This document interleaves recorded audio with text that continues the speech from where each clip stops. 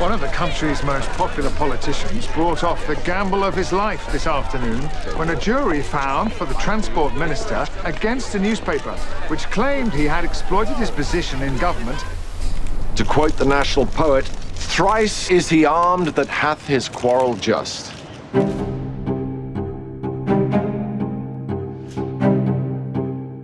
Roadkill is a political drama about the price of success.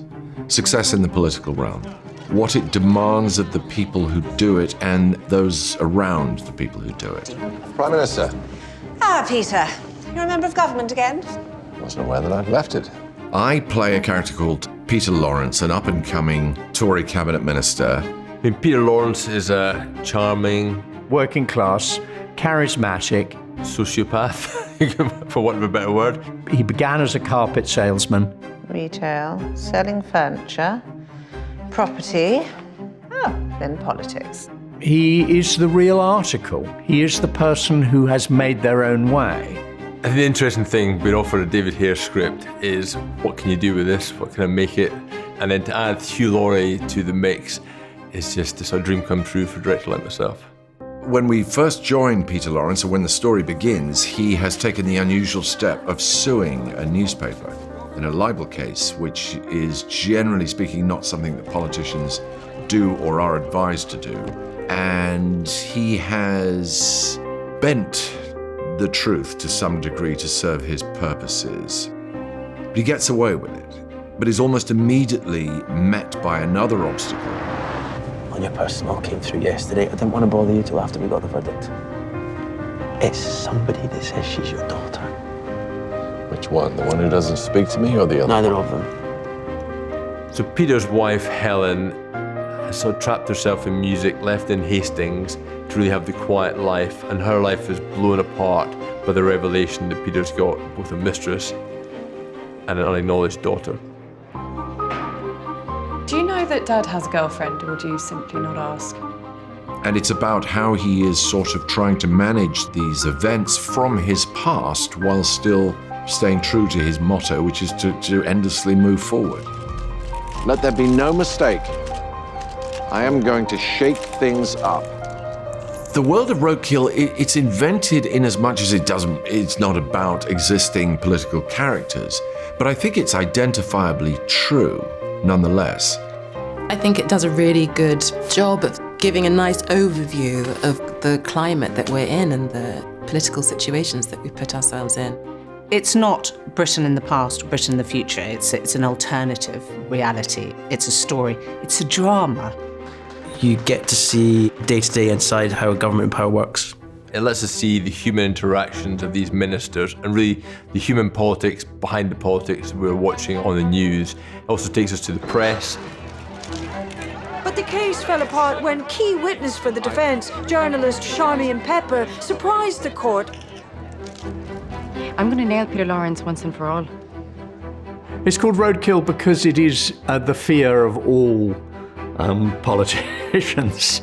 I mean, one of the things I'm writing about is the idea of disgrace. And I suppose you could say of 21st century politics that it's sort of disappeared from public life, the idea of disgrace. In the 20th century, then, if you did something wrong, then you had to apologize and leave public life. And one of the things the series is asking is, can you actually do something bad enough to get thrown out of public life? It seems to be absolutely impossible now. It's a Europe in freefall economically, and we have the same problems that have been facing Britain for the last 10, 20, 30 years. Let me tell you something about the British identity. We lock people up. We're famous for it. We do it in the interest of public safety. And to punish. So women's prisons and the state of women's prisons is a very important element of Roadkill. David was very keen that we show the truth of what it is to be in prison. And through Rose, who we find out is Peter's daughter that he didn't know about, we start to experience prison life for women in prison in the UK. Now, I have long felt that our prison system is a disgrace. And I always feel a debt to the people who are trying to do good in British prisons, because really nobody cares. Nobody cares about the prison system. I don't know exactly what the statistic is, but it's something between 50 and 60% of women in prison have themselves been victims of abuse, either violence or sexual. And the idea that what we do is throw them in the prison and lock away the key is a great scandal in this country. Have you been in a prison before? A few of my constituents have ended up inside. But you're full of stupid ideas. Am I? Your party is. So you're not a conservative then? It would have been very easy for David Hare to write something that either satirized the opposition or proselytized his own point of view. And he chose not to do that. He chose to do something that's sort of honest. They are just people. They're people trying to do something that I know I could not do. I would not last half a day as a politician. Well, I wanted to write about the Conservative Party because really there's very, very, very little drama written about them. I was brought up in the 1960s, so, it looked to me and to everyone of my generation that Britain was going to turn leftwards. It didn't. It turned rightwards. Why? What's the reason for that? It's meant to be about the idea of putting as strongly as I can what the case for conservatism is, and by implication, I hope also what I think the case against conservatism is. There are no heroes in this, and I think that is a very interesting story to watch, that they're people quickly moving around in a shark pool. They're quick and they're bright and they're ambitious, but they're honest. I was humiliated in court when I couldn't tell what I knew. Can you imagine what that's like? The sort of centre of the show is also family, and I think everybody can relate to that. It doesn't cast too many opinions on the characters. It's situational, and it lets the audience make their own minds up. Marriages tremble and fail sometimes. People fail at their job. They are betrayed by their co-workers. And this is a way of showing truths about what it takes to succeed in the political world that I think people will be very interested in and will respond to, because I think they will sense the truth of it.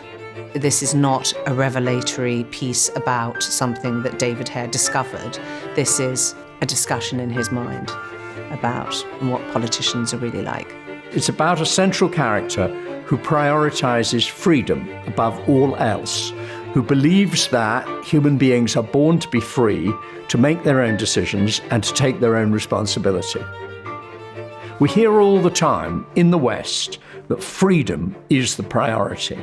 And Roadkill is an examination of what freedom is and what it means in politics.